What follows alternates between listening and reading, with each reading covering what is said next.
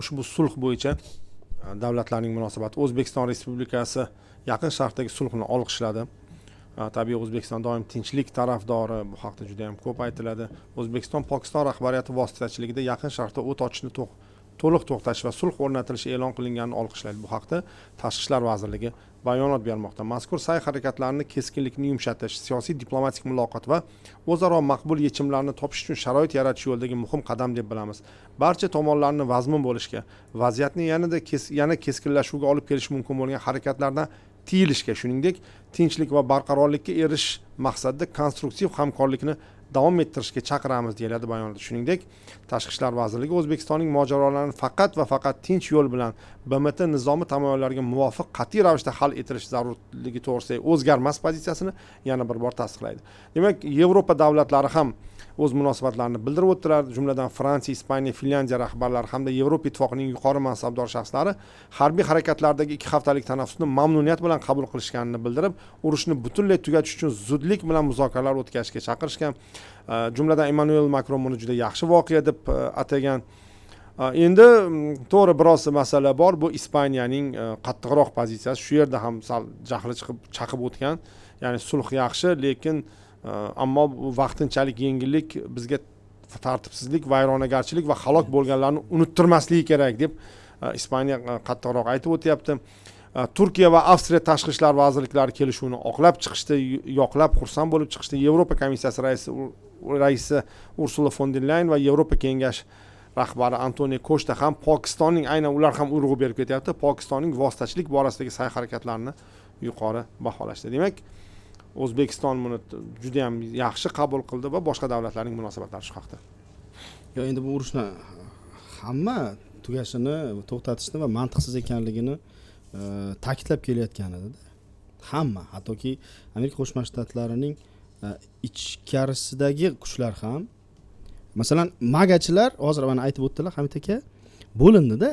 Mana magachilarimiz realist deymiz. Lekin realistlarning ichida ham Jeffrey Sachsdan o'zi kitobni hozir kakras mana shu hozirgiga tushadigan joylari bor-da. Trampning atrofida realistlar, magachilar, lekin ular ham 2 turga bo'linadi, deyapti-da. Realistlar, ya'ni real vaziyatga qaraydi, ular kuchni albatta qo'llab-quvvatlaydi, lekin bundan ham ashaddiy radikalli bor, bular istisnochilar deydi. Ya'ni o'zini istisno deb biladi va unga har qanday narsa qilish mumkin deydi. Va Trampni ko'proq mana shu istisnochilar bu xatolarga majbur qildi. Hexitga o'xshaganlar ham. Shunday, xuddi shunday Hexitga o'xshagan. Umuman juda ham ko'p nima deydi, xatolarga olib keldi deydi va buni hamma bilib turuvdi-da. Faqat Trampga qanday buni tushuntirish masalasi murakkabligicha qolayotgan edi va bu urushni tugatish kerak. Mana musulmon mamlakatlar uchun yaqin qoldi mana Haj mavsumi. Va bu mintaqa uchun ham, Eron uchun ham, hamma uchun ham kerak. Chunki bunday sharoitda urushni davom ettirishlik keyinchalik pozitsiyalarning noaniq bo'lib turgan pozitsiyalarini keyinchalik umuman murakkab vaziyatga o'tib ketishiga olib kelishi mumkin-da. Hattoki Eronga qarshilab qolishi mumkin. Shuning uchun ham hamma qo'llab-quvvatlaydi. Bu 2 haftalik emas, bu bardavom bo'lishligi, bu sulh tortidan keyinchalik tinchlik shartnomalari imzolanishini albatta hamma xohlaydi, hamma qo'llab-quvvatlaydi va bu urushning oxiri yo'q. Va buni hamma biladi. Artujaga yana bu yerda urg'ulaydigan joyimiz shundan iboratki, oldingi bunday butun dunyo uchun ahamiyatli bo'lgan harbiy operatsiya deysizmi, urush deymizmi, muzokara tarafining ham musulmon davlati ekanligi. Bu juda ham muhim. Ya'ni Pokiston hozir muzokarachi davlat kamida o'sha 3 ta davlat bilan teng bo'lishi kerak. Yoki o'sha 2 ta davlat, urushayotgan 2 ta davlat o'ziga teng ko'rish kerak. Masalan, mana Turkiya tushdi-ku o'rtasiga. Rossiya bilan Ukrainaning o'rtasiga qaysidir hozir ham prioritet Turkiyada hisoblanadi. Bilamizki, Turkiya ikkalasidan ham kam emas, ya'ni Ukrainadan baland bo'lsa balandki kam emas. Shu nuqtai nazardan oladigan bo'lsak, Artujaga Pokistonning yarashtirib qo'ygani Pokistonning ham obro'sini oshiradi. Geosiyosiy obro'sini oshiradi. Bu ta'kidlashimiz kerak bo'lgan muhim masala hisoblanadi. Keyin yana bir marta bir narsani urg'ulamoqchiman Artujaga. Agar kontekstda qaraydigan bo'lsak, eng yutqazgan davlat bu Isroil. Mana shu vaziyatda eng yutqazgan davlat Isroil. Endi buning boyagi ayrim paytlar Artujaga portlash emas, uning orqasidan kelayotgan ovoz zarbasi xavfli bo'ladida.